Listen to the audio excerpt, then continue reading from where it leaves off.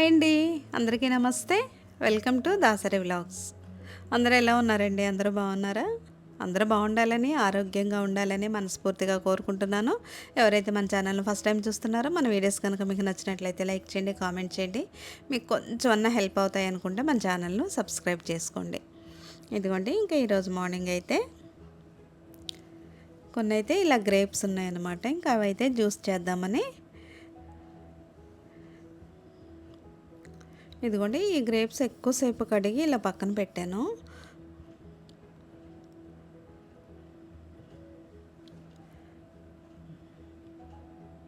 కొంచెం వాటర్ వేసి ఇలా తిప్పాను అనమాట. చాలా ఈజీగానే అయిపోతుందండి.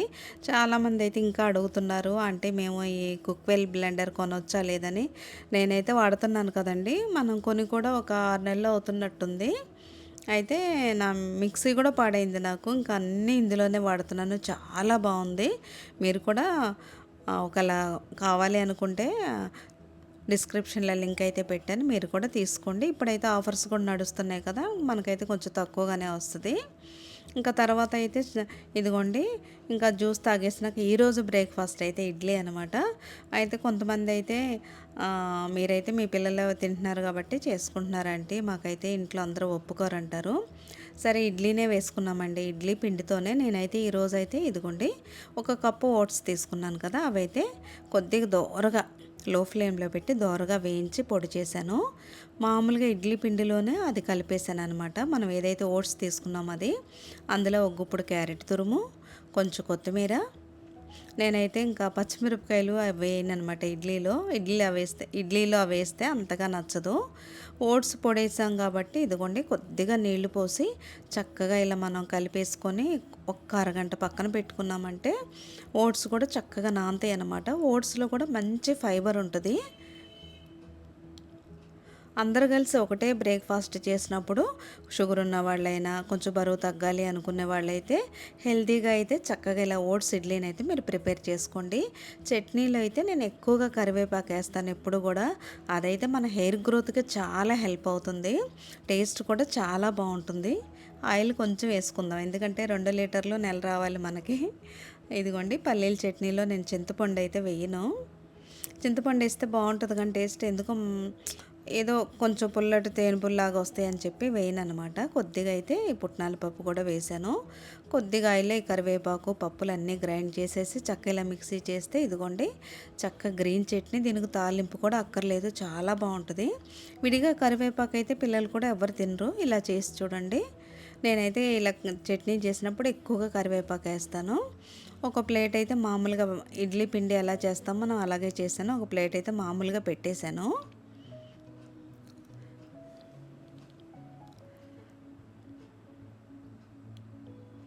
మా పెద్ద అబ్బాయి మళ్ళీ ఇడ్లీ నేను తిన్న ఇడ్లీ తిన్న అంటాడని ఇంకా వాడికైతే ఒక ప్లేట్ అయితే ముందే పెట్టేశాను. ఇదిగోండి ఇంకో ప్లేట్లో జీడిపప్పుల్ని మనం ఇలా బద్దల్లా చేసి ఇలా అడుగున వేసామంటే చూడ్డానికి బాగుంటుంది, టేస్ట్ కూడా బాగుంటుందండి మనకి ఆ జీడిపప్పు తగులుతుంటే. ఇదిగోండి చక్కగా ఒక ప్లేట్ అయితే మీరు ఇంకా వేరే వాళ్ళు తినరు వీళ్ళు తినడానికి కాకుండా మీరు షుగర్ ఉన్న వాళ్ళు అయితే చక్కగా ఇడ్లీనే ఇలా చేసుకోండి. ఎందుకంటే మనం ఇందులో క్యారెట్ తురుము వేసాము, కొత్తిమీర వేసాము, ఓట్స్ వేసాము. ఇడ్లీ పిండి తక్కువ ఉంది, మనకి ఈ క్వాంటిటీ ఎక్కువ పడింది అనమాట. ఇదైతే హెల్త్కి కూడా చాలా మంచిది. షుగర్ ఉన్న వాళ్ళకైతే అస్సలు షుగర్ అయితే పెరగదు. 2 ఇడ్లీ తినే బదులు 3 తినండి, 4 తినండి. ఎందుకంటే అందులో క్యారెట్, కొత్తిమీర ఈ మనకి ఓట్స్ ఎక్కువ ఉన్నాయి క్వాంటిటీ, ఇడ్లీ పిండి తక్కువ ఉంది. అందుకే ఇలా అందరితో పాటు అయితే మీరు ఇలా కూడా ట్రై చేసి చూడండి. ఇంకా అంతకుముందు అయితే రాగి పిండి కూడా కలిపి చూపించాను. ఒక్కొక్కసారి ఒక్కొక్కలా మీరు గొంతు పొంగనాలు కూడా వేసుకోవచ్చు. ఇదిగోండి ఇవి కూడా మెత్తగా సాఫ్ట్గా ఉంటాయి.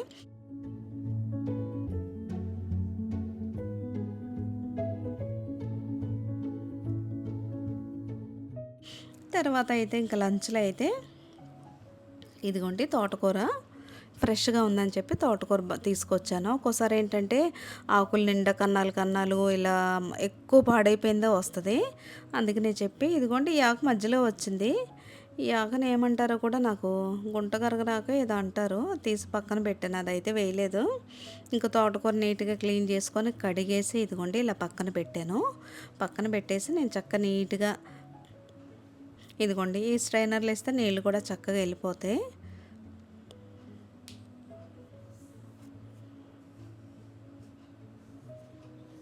కొన్నైతే కాడలు కూడా ఉంచుతాను నేను. మామూలుగా తోటకూర పప్పు కూడా మంచి ప్రోటీన్ ఉంటది. పిల్లలకి ఇంకా మంచిది. మా తోటకూర పప్పు వండిన రోజు ఎక్కువ మిగిలిపోద్దండి. అందుకనే నేనేం చేస్తానంటే ఎక్కువ తోటకూర ఉన్నప్పుడు ఇలా సన్నగా కట్ చేసేసి ఫ్రై చేస్తాను. ఇదైతే మా వాళ్ళు తినేస్తారు. తోటకూర పప్పు వండిన రోజైతే ఎక్కువ మిగిలిపోద్దనమాట. నాకైతే తోటకూర పప్పు కూడా ఇష్టమే. అలా కూడా వండుతాను. పిల్లలకు కూడా మంచి ప్రోటీన్ అయితే అందుతుంది. ఈ తోటకూరలో విటమిన్ ఏ ఎక్కువగా ఉంటుందండి. మంచి ఐరన్ అయితే ఉంటుంది. పిల్లలకైతే ఐరన్ క్యాప్సిల్స్ వాడాల్సిన పని అయితే ఉండదు. మంచి బ్లడ్ కూడా ఇంప్రూవ్ అవుతుంది. వారంలో 2-3 సార్లు ఇలా ఆకుకూరలను కూడా మీరు కూడా వాడుతూ ఉండండి. ఇదిగోండి కొన్ని తాలింపులు ఇలా ఎండుమిర్చి వేస్తాను నేనైతే. ఇందులో ఇంకా ఈరోజు కరివేపాకు లేదు. కరివేపాకు ఉన్నా కూడా నేను ఎక్కువగా సన్నగా కట్ చేసేసి వేస్తే బాగుంటుంది అనమాట. ఇదిగోండి ఇదైతే చాలా ఈజీ కూడా చేసుకోవడం, టేస్ట్ కూడా బాగుంటుంది. ఇంకా ఇందులో ఎండుమిర్చి వేసాను కాబట్టి ఇంకా కారం వేయను అనమాట. పొడి కూర అంటారు చాలామంది. బాగుంటుందండి, చూడడానికి ఈజీ అనిపిస్తుందిగా, చాలా బాగుంటుంది టేస్ట్.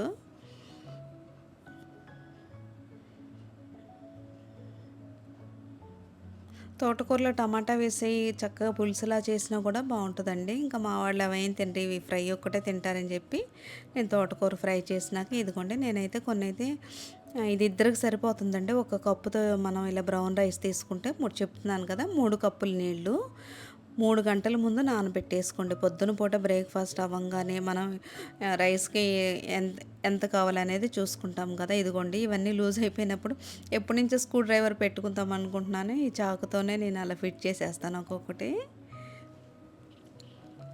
అయితే బ్రౌన్ రైస్ ముందే నానబెట్టేసుకోండి. ఒక్కోసారి మర్చిపోతాం మనం. మళ్ళీ అప్పుడు ఇంకా ఈ బ్రౌన్ రైస్ తింటే ఏంటంటే షుగర్ అనేది అసలు పెరగదండి. ఇదిగోండి ఎంత కావాలో అంత చూసుకొని వండుకుంటే సరిపోతుంది. చక్కగా ఒక 3 గంటలు నానబెట్టామంటే మనకేంటంటే ఒక కప్పుతో ఇలా మనం పెట్టుకున్నా కూడా ఎక్కువ ఆకలి అనిపించదు అనమాట. కొంచెం తిన్నా కడుపు నిండిపోతుంది మనకి. ఇదిగోండి ఇంకా చిన్న కాకరకాయలు వచ్చినాయి, బాగున్నాయి అనమాట లేతగా. ఒక 1/2 కిలో కాకరకాయలను తీసుకొని ఇదిగోండి ఇలా సన్నగా చక్రాల్లా కట్ చేస్తున్నాను. నేనైతే ఎప్పుడూ అయితే చిన్న చిన్న ముక్కల్లా కట్ చేసేసి మామూలుగా ఫ్రై చేస్తాను. ఈసారేమో వెల్లుల్లి కారం చేద్దామని చెప్పి ఇదిగోండి ఇలా నీట్గా ఇలా కట్ చేశాను చక్రాల్లాగా. ఏమన్నా గింజలు కొంచెం పెద్దగా అనిపిస్తే గింజలు తీసేసుకోవచ్చు, లేకపోతే అలా గింజలతో ఫ్రై చేసినా కూడా బాగుంటుంది.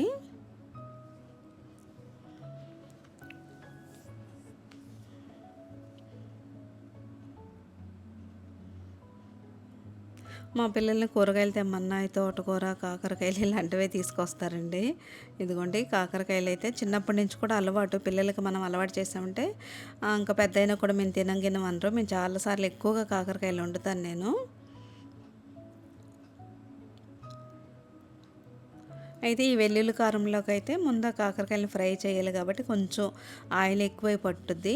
అలాగని డీప్ ఫ్రైకి అంత వద్దండి. డీప్ ఫ్రైకి అంత కాకుండా మనం ఎన్ని ముక్కలు ఉన్నాయి 1/2 కేజీనా 1/2 కేజీనా అని చూసుకొని నేను వేసింది అయితే ఒక 100 గ్రాముల నూనె ఉంటుంది. అదైతే నేను కట్ చేసిన ముక్కలకి కరెక్ట్గా సరిపోతుందన్నమాట, ఇంకా మిగలదు. ఇదిగోండి నేనైతే ఒక 10 వెల్లుల్లి రెబ్బలు, ఒక 2 స్పూన్లు ధనియాలు, ఒక స్పూన్ ఏమో జీలకర్ర, 2 స్పూన్లు కారం, మనం కారం ఎంత తినగలమో చూసుకొని వేసుకోవాలన్నమాట. నేనైతే ధనియాలు, జీలకర్ర ముందైతే గ్రైండ్ చేసేస్తున్నాను. ఎందుకంటే వెల్లుల్లిపాయలు వేసినాక అవి నలగవు, అందుకని ముందే గ్రైండ్ చేసేసుకోండి. ఇదైతే నేనేం ఫ్రై చేయను అనమాట, ఎందుకంటే మనం ఆ ముక్కలు వేసినప్పుడు చక్కగా ఫ్రై అవుతుంది. అది ముందే ఫ్రై చేసామంటే తర్వాత మాడిపోద్ది అనమాట. ఇలా ముందు పచ్చివే వేసుకుంటే ఆ ఫ్లేవర్ కూడా కాకరకాయ ముక్కలకు అంటుద్ది. ఇదిగోండి చక్కగా ఇలా పొడి చేసేసుకున్నామంటే తర్వాత వెల్లుల్లి రెబ్బలు, కారం వేసుకొని ఒక తిప్పామంటే చక్కగా అన్నీ కలిసి మిక్స్ అవుతాయి అన్నమాట. ఇదైతే టేస్ట్ చాలా బాగుంటుంది. నేనైతే ఒక 10 రోజులన్నా పెట్టుకోవచ్చు అనమాట అలా నిల్వ. ఎక్కువ నిల్వ పెట్టుకున్నది కూడా తినకూడదండి, ఎందుకంటే ఎప్పటిదప్పుడు తినడమే బెస్ట్. ఇదిగోండి మనకైతే ఆయిల్ అసలు ఎక్కడా మిగలలేదు. ఇప్పుడు ఈ వెల్లుల్లిపాయ కారం మనం వేసాం కదా, ఇంకా మామూలు కారం ఏమి యాడ్ చేయక్కర్లేదు ఇందులో. నూనె అయితే కరెక్ట్గా సరిపోయింది. చూడ్డానికి అలా అనిపిస్తుంది కానీ రెడ్ కలర్లోనే వచ్చింది. అదేమో లైటింగ్ సరిగ్గా లేదు ఏమో కానీ బ్లాక్ లాగా అనిపిస్తుంది కదా మీకు. టేస్ట్ అయితే చాలా బాగుందన్నమాట. మనం బాక్స్లో పెట్టుకుని ఒక పక్కన పెట్టుకున్నామంటే ఒక 4-5 రోజులు, వారం రోజులు అలా ఎప్పుడన్నా బయటికి కొనకుండా, చాలామంది కాకరకాయ ఫ్రైలు అవి బయట అమ్ముతున్నారు కదా, వాళ్ళు దేంతో చేస్తారో మనకు తెలీదు. తినాలి అన్నప్పుడు కొద్దిగా ఆయిల్ ఎక్కువ పట్టినా సరే మనం ఇంట్లో ఈజీగా ఇలా చేసేసుకోవచ్చు. ఇదిగోండి క్యారెట్లని ఎలా కోస్తున్నారన్నారు. ఏం లేదండి, ఒక క్యారెట్ని సగం కోసి నిలువుగా కోసి నేను ఇలా సన్నగా, అంటే సైజ్ అంతా ఒకేలాగా వచ్చేలా చూసుకుంటాను. ఈజీనేనండి, పెద్ద కష్టమేం కాదు అది. చూడ్డానికి ఏంటంటే మనకి అలా అన్నీ ఒకటే సైజులో ఉంటే చూడడానికి బాగుంటుంది. తర్వాత ఈ ఆంటీ ఈ అప్పడాలు ఎక్కడ దొరుకుతున్నాయి అంటున్నారు. ఈ మిరియాలు వేసినవి మసాలా పాపడ్ అంటారు కదండి. ఇదిగోండి ఇలాంటివి తెచ్చుకున్నామంటే మనం ఇది కూడా డీప్ ఫ్రై అక్కర్లేదు. పాన్ మీద ఇదిగోండి పాన్ కొంచెం మనం ఇలా వేడి చేసుకున్నాక అటు ఇటు మనం చపాతీలా తిప్పుకుంటే చాలు. ఈ టేస్ట్ చాలా బాగుందండి. అసలు ఆయిల్ కూడా రాయలేదు ఈరోజు నేను. చాలా బాగా ఫ్రై అయినాయి.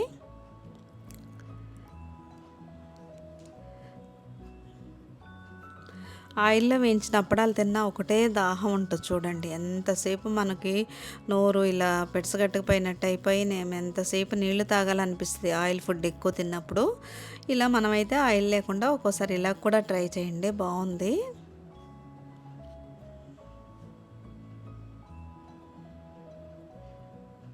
ఇదిగోండి చక్కగా క్యారెట్ కీర ఇలా పెట్టుకోండి. ప్లేట్ అంతా చక్కగా ఎవరైనా ఫ్రెండ్స్ వచ్చినా చుట్టాలు వచ్చినా ఏ చికెన్లో మటన్లో అక్కర్లేదు, చక్కగా ఇలా ఒక తోటకూర ఫ్రై ఇలా చక్కగా ఒక ప్లేట్ని కలర్ఫుల్గా పెట్టివ్వండి. మిమ్మల్ని చాలా మెచ్చుకుంటారు. చాలామంది మన ఇంటికి వచ్చినా మనం ఎక్కడికి వెళ్ళినా నాకు షుగర్ ఉంది, నేను అది తిన్నా ఇది తిన్నా అంటాం కదా. మన ఇంటికి వచ్చినప్పుడు వాళ్ళు అలా అనుకుంటే మీరు ఇలా ట్రై చేసి చూడండి.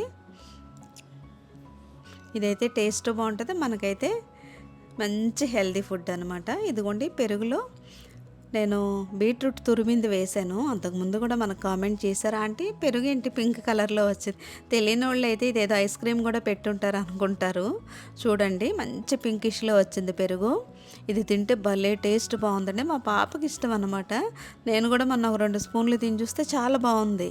పిల్లలకు కూడా మామూలుగా బీట్రూట్ తిన్న వాళ్ళకైతే ఇలా కలిపిచ్చేయండి. ఇందులో అన్నం వేసుకొని తిన్నా కూడా బాగుంటుంది. చూడటానికైతే ఐస్ క్రీమ్ లాగా అనిపిస్తుంది. ఇలా చక్కగా హెల్తీగా ప్లేట్ని అయితే, ఇది పెద్ద కష్టమేం కాదండి. తోటకూర, మామూలు కాకరకాయ కూర ఇవన్నీ మనం ఇంట్లో వండుకునేవే. చూడడానికైతే చాలా కలర్ఫుల్గా అనిపిస్తుంది అనమాట. ఇదైతే ఇంకా మా పాప ఆన్లైన్లో ఆర్డర్ చేసిందండి మింత్రాలో.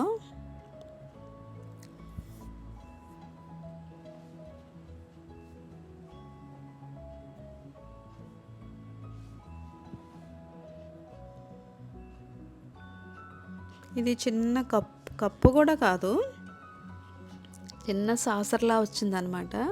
ఏమైనా డ్రై ఫ్రూట్స్ అవి వేసుకోవడానికి బాగుందని చెప్పి ఆర్డర్ చేసింది. నేను సరేలే చూపిద్దామని మీకు చూపిస్తున్నాను. ఇది 180నో ఎంతో పడిందండి. చాలా లైట్ వెయిట్ ఉంది, బాగుంది క్వాలిటీ. ఏదైనా కొంచెం స్వీట్ కూడా ఇలా పెట్టుకోవచ్చు మనం.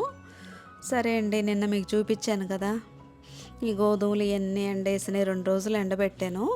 ఇదిగోండి ఇంకా గోధుమలు అవన్నీ ఎండిపోయినాక లాస్ట్లో అయితే ఇవైతే ఓట్స్ అయితే నేను కడగలేదనమాట.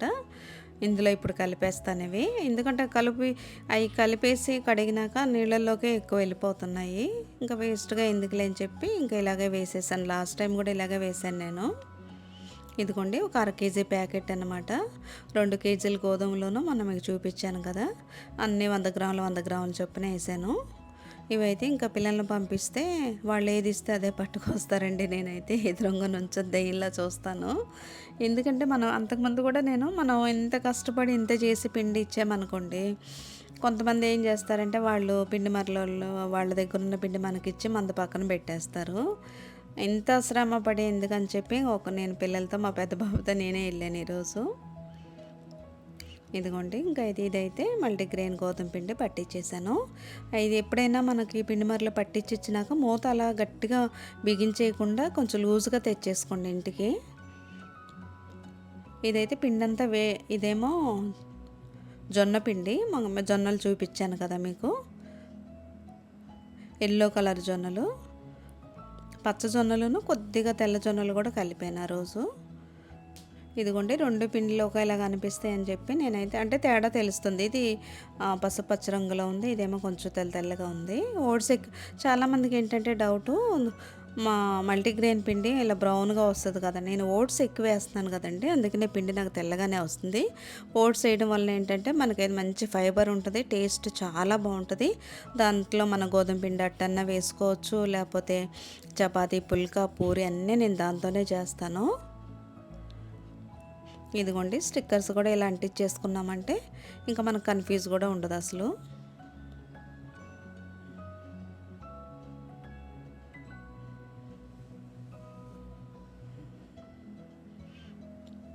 ఈ జొన్న రొట్టెలు కూడా నెక్స్ట్ చేసి చూపిస్తాను.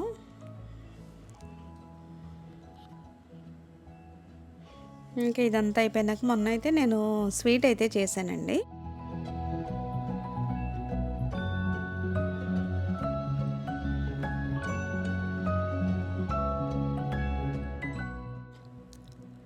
ముడి బియ్యం పెసరపప్పుతో పొంగలి. నేను అంతకుముందు కూడా ఒకరోజు చేశాను, టేస్ట్ నాకు చాలా బాగా నచ్చింది.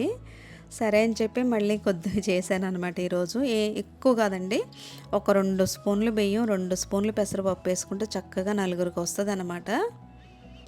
ఇదిగోండి కొన్ని డ్రై ఫ్రూట్స్ అయితే నేను డ్రై నట్స్ అయితే ఇలా ఫ్రై చేసేసి పక్కన పెట్టాను. ఇదిగోండి ఒక గ్లాస్ పాలల్లో బ్రౌన్ రైసు, పెసరపప్పు 2 నానబెట్టాను. ఒక 2 గంటల ముందు నానబెట్టి లో ఫ్లేమ్లో పెడితే చక్కగా పాలతోనే ఉడికిపోద్ది. ఇది చిన్న పిల్లల దగ్గర నుంచి ముసలి వాళ్ళ వరకు ఎవరికైనా ఇవ్వండి, టేస్ట్ చాలా బాగుంటుంది. షుగర్ ఉన్న వాళ్ళకి కూడా అస్సలు షుగర్ పెరగదు. ఇందులో మనం పంచదార, బెల్లం ఏమీ వేయట్లేదు. చాలామందికి డౌట్ కూడా, వేడిగా ఉన్నప్పుడు తేనె వేసి వండకూడదని నేను స్టవ్ ఆపేసినాక తేనె కలుపుతున్నాను చూడండి. ఆ డౌట్ కూడా మీకు క్లియర్ అయిపోతుంది. ఎందుకంటే మంత్రి గారి వీడియోస్లో అన్నిట్లో తేనెతో చేసినవే వండుతున్నారు, ఉడికిచ్చేటప్పుడు కూడా వేడి చేస్తున్నారు, అదేం కాదని చెప్పారు. కాకపోతే ఎందుకులే మనకి డౌట్ అని చెప్పి నేను మొత్తం ఆపేసినాక వేసాను అనమాట. టేస్ట్ చాలా బాగుంది. షుగర్ ఉన్న వాళ్ళు కూడా చక్కగా చిన్న కప్పుతో తినండి. నేను చాలా తక్కువే వండాను చూడండి, ఇంత అయింది. ఇంకో కప్పు అయింది, నలుగురికి వస్తుంది ఇది.